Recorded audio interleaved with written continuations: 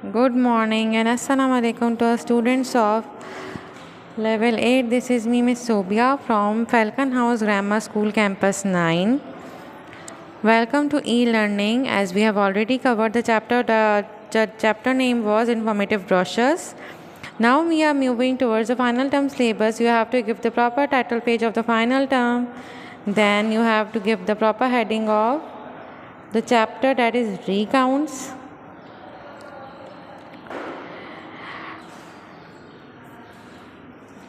That is taken from your book, page number 128.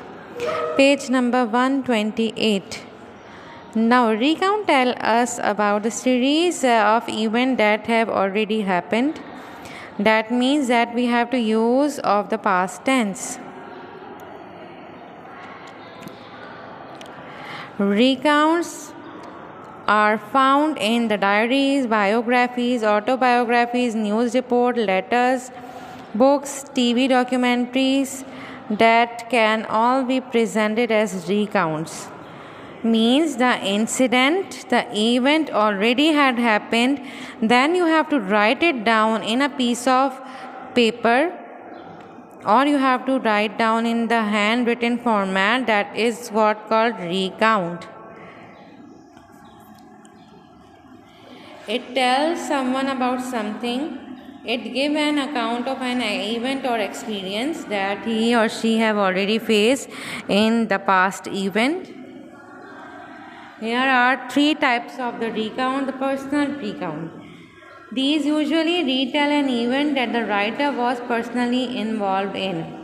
It means the writer who have already be a part of that event, he have to write that in the personal recount he is giving his opinion.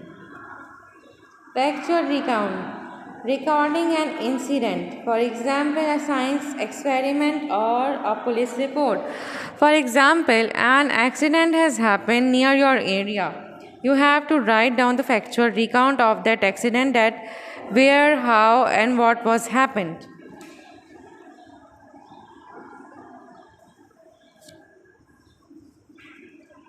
Imaginative recount. Write an imaginary role and giving details of the event. For example, life in space. You have to imagine yourself and you have to write down the recount. A day in the life of a pirate. If I used to be a bird, what you will do?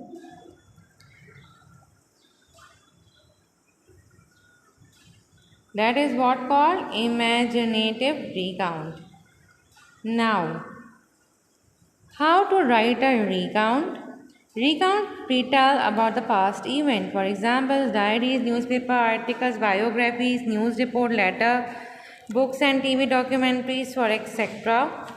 And the structure of writing the recount is, a recount should have an opening statement to introduce your topic. What is the purpose of writing the recount? You have to mention that. And giving the essential background information. What you know about that topic in which you are writing the recount. Series of events that is happening one by one. The series of events that is happening consecutively, you have to mention in that recount. For example, that you went to Pakistan tour and you have to write down the recount on your trip from the day 1 till day 15, or how many days you have went to that trip. In a series you have to mention the recount.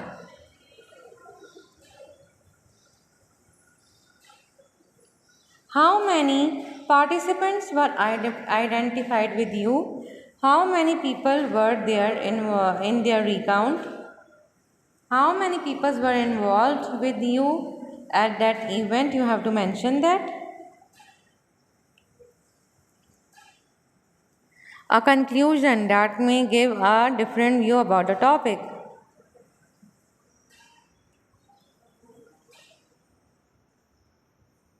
Now, in the end, you will write down the conclusion and your personal comment about the importance of that event.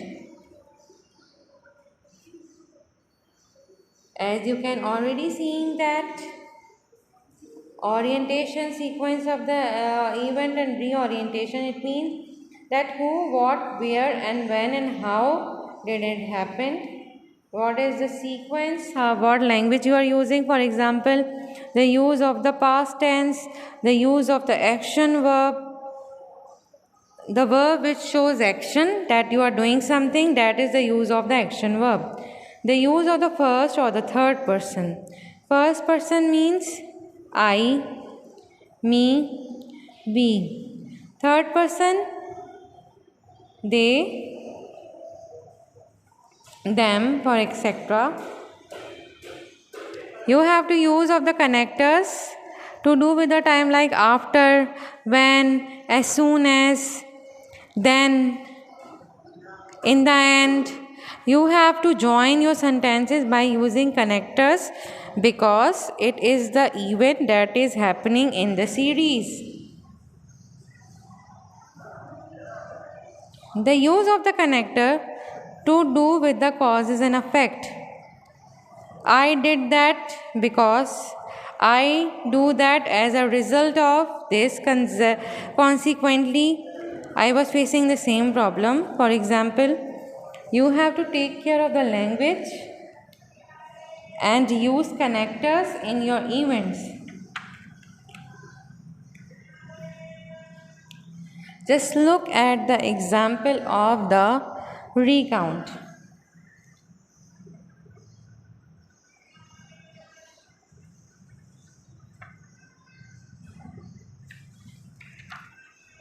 Live in the battlefield.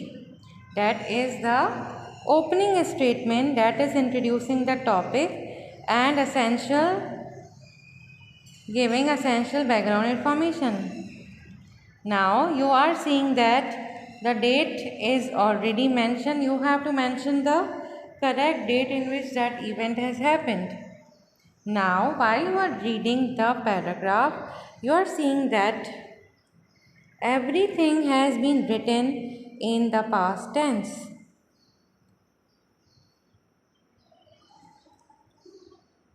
And you are seeing the actions that is happening in the recount. You are seeing that the use of the first person is used. For example, you are seeing that my name is Kamil, my family and I. Word, past tense. I always wanted to go. Wanted, again past tense. The clouds didn't ever part away from the sky. Didn't, again the past tense. My family and I had heard about the Pakistani war. Had heard, again the past perfect tense. You can use past continuous, past indefinite, past perfect tense in writing the recount.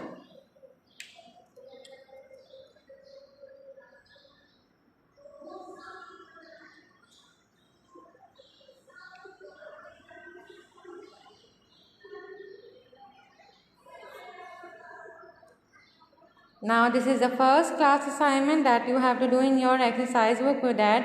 What are recounts and list features of the recount? Just go through page number 128 and 129 while doing this question.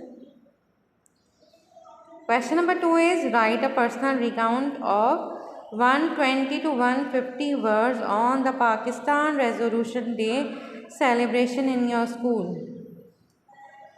When you people were taking physical classes, you were observing the Pakistan Resolution Day on 23rd of the March,